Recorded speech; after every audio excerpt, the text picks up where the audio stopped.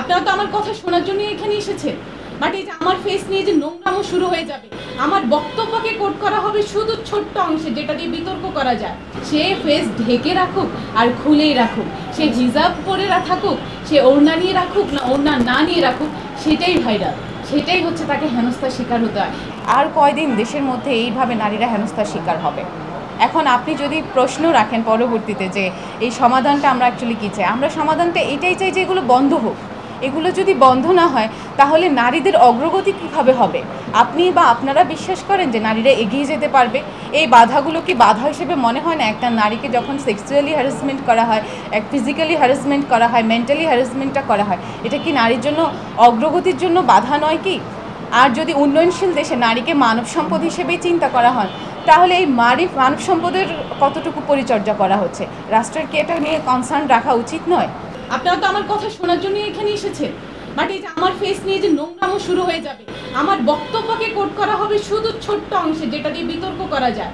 কিন্তু বিতর্কটা আমি মানলাম, তারপরে কমেন্ট বক্সে দেখবো আমার চেহারা কীরকম, আমার অঙ্গভঙ্গিটা কীরকম, আমাকে কি হিজড়ার মতো দেখা যায় নাকি আমি নারীর মতো দেখা যায়।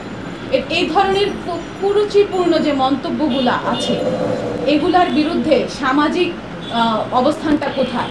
আইনের অবস্থানের কথা তো আর বলবো না। আপনি বলছেন, আপনারা বলছেন বিশ্ববিদ্যালয় প্রশাসনকে আমরা জানানোর পর যখন তারা বলবে যারা আপনাদের নিয়ে কুরুচিপূর্ণ মন্তব্য করেছেন তারা তো আমাদের বিশ্ববিদ্যালয় না, তখন আমাদের স্ট্যান্ড কোথায় থাকবে?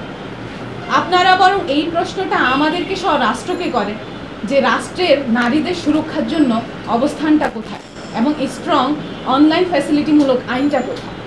এই সংখ্যাটা আমরা এখনও যে গুণে শেষ করার মতো না। যেই মেয়েটা একটু ভাইরাল হয়েছে সেই হেনস্থার শিকার হয়েছে। ভাইরাল বলতে কি, পরিচিত হয়েছে।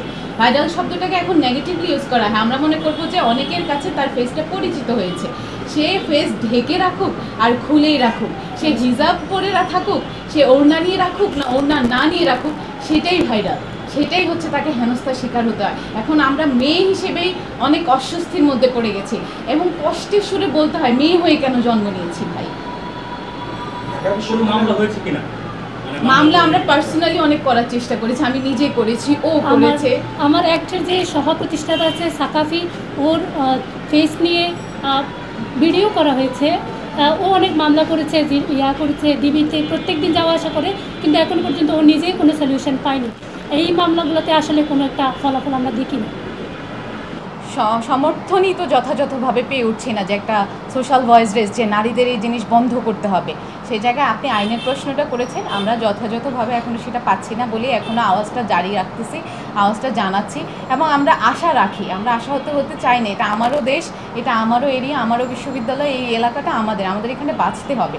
সেজন্য আমরা আমাদের বিশ্ববিদ্যালয় প্রশাসনকে না, আমি সরাসরি আইনের কাছেই বলবো যে নারীদের নিয়ে আপনারা যে সাইবার অ্যাক্টের বিষয়টা বলেছেন, আমি নিজেই সেখানে মামলা পাঠিয়েছি, কিন্তু তারা মামলাটা নিচ্ছে না, তারা নাকি ট্রেস করতে পারবে না, অনেক ধরনের জটিলতা দেখাচ্ছে। আমার একজন ব্যক্তিগত ছোটো বোন আছে, তার হচ্ছে একটা হ্যারাসমেন্টের গল্প আছে, সেও পাচ্ছে না সাইবার অ্যাক্ট থেকে। এই যে আমরা যে অসহযোগিতাটা পাচ্ছি, আমরা চাচ্ছি সেটা খুব দ্রুতই বন্ধ হবে এবং যুগোপযোগীভাবে আইনটাকে আরও কত শক্ত করা যায় এবং সমাজের এই ক্ষতিকর দিকটার জন্য আইনটাকে আরও কত বলিষ্ঠ করা যায় সেই আশাবাদ ব্যক্ত করছি।